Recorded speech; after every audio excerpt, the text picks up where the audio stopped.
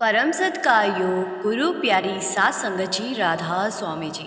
सात संगत जी, आज इस वीडियो में बाबा जी के संगत के साथ हुए नए सवाल जवाब मैं आपके साथ साझा कर रही हूँ जी।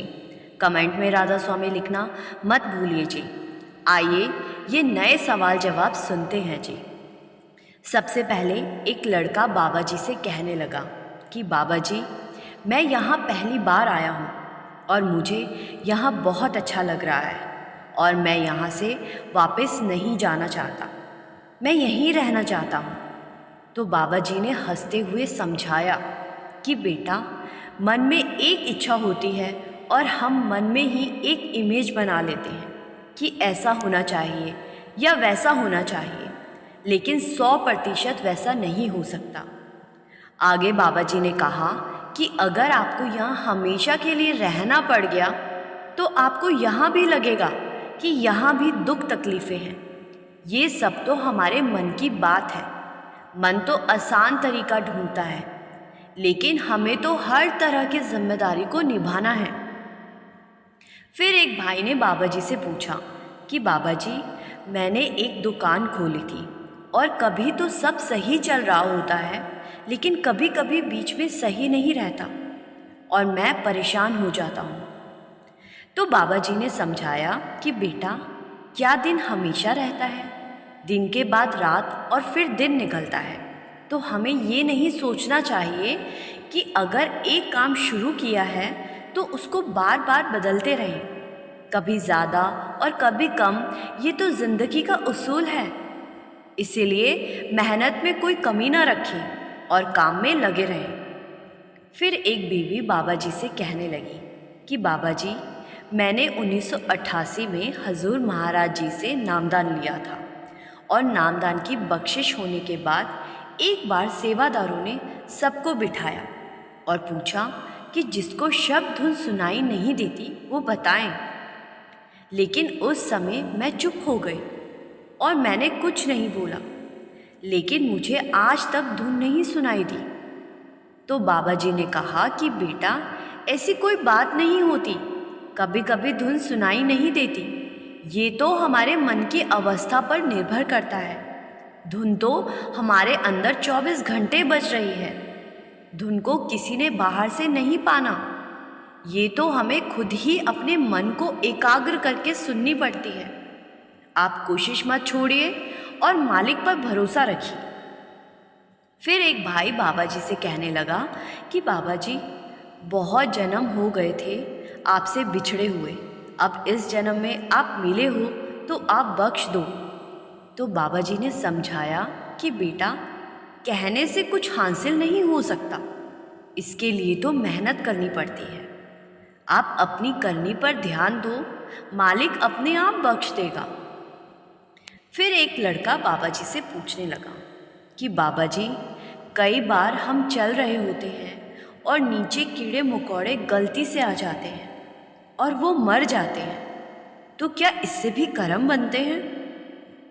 तो बाबा जी ने समझाया कि बेटा, कर्म तो सांस लेने से भी बनते हैं, लेकिन कुछ कर्म ऐसे होते हैं जिन्हें भजन सिमरन करके ख़त्म किया जा सकता है। इसीलिए हमें जानबूझकर कभी भी किसी जीव की हत्या नहीं करनी।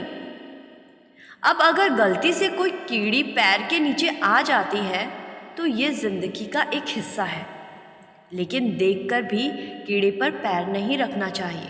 फिर एक लड़का कहने लगा कि बाबा जी, आपसे एक विनती है जी, मेरा मन मेरे कंट्रोल में नहीं रहता।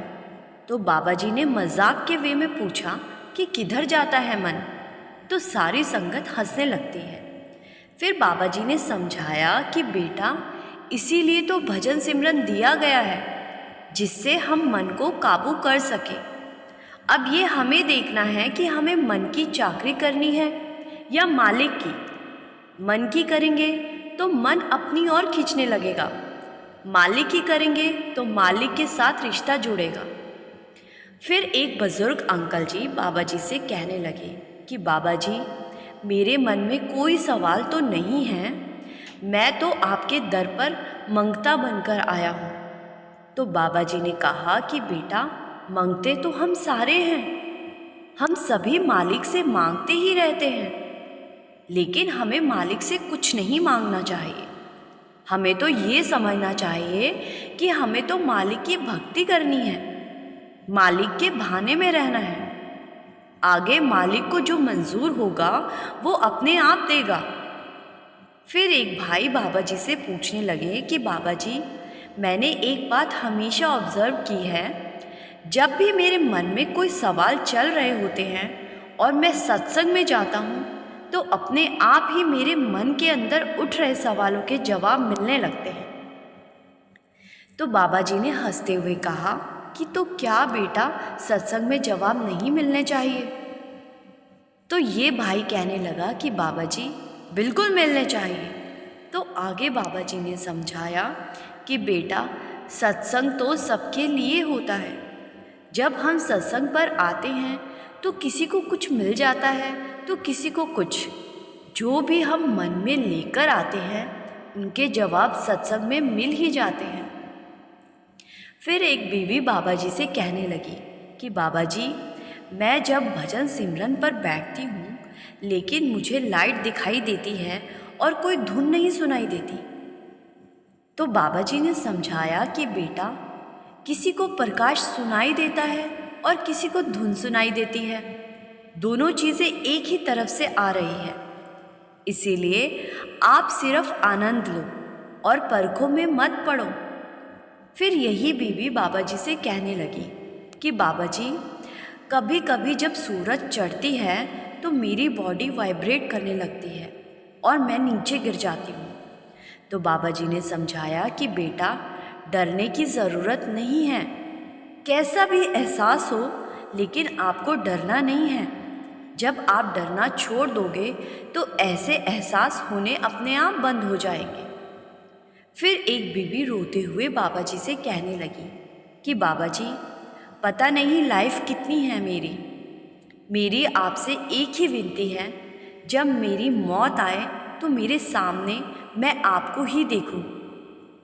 तो बाबा जी ने हाँ में सिर हिलाते हुए कहा कि बेटा, अंत वेले मालिक सबको लेने आते हैं, हम ही पहचान नहीं कर पाते। इसीलिए आप चिंता ना करो और सिर्फ अपने भजन सिमरन पर ध्यान दो। फिर एक लड़का बाबा जी से कहने लगा कि बाबा जी, मैं एक लड़की को पसंद करता हूँ और हम दोनों शादी करना चाहते हैं, लेकिन वो सत्संगी नहीं है और वो नॉनवेज भी खाते हैं, तो क्या मुझे उसके साथ आगे बढ़ना चाहिए? तो बाबा जी ने समझाया कि बेटा, हमें इन परखों में नहीं पड़ना है। इंसान अच्छे होने चाहिए, हमें तो ये देखकर आगे बढ़ना है। शादी के बाद आप जब समझाओगे तो वो भी समझ जाएगी और आपके घर के माहौल में खुद को ढाल लेगी। इसीलिए इंसान की अच्छाई देखो और कुछ नहीं। फिर एक बीवी बाबा जी से कहने लगी कि बाबा जी, मैं आपके पास आपको लेने आई हूँ। तो बाबा जी ने समझाया कि बेटा, लफ्ज़ों से कुछ नहीं होता। जब तक हम करनी के साथ जाहिर नहीं करेंगे तब तक हम आगे नहीं बढ़ पाएंगे। इसीलिए लफ्ज़ों पर नहीं करनी पर ध्यान देना है। फिर यही बीवी कहने लगी कि बाबा जी, मैंने झूठ बोलकर नामदान लिया था, तो क्या इसीलिए मैं इतनी दुखी रहती हूँ? तो बाबा जी ने हंसते हुए समझाया कि बेटा, संसार में कौन दुखी नहीं है। अब जो हो गया उसको पीछे छोड़ दो और आगे की संभाल करो और सच के साथ आगे बढ़ो।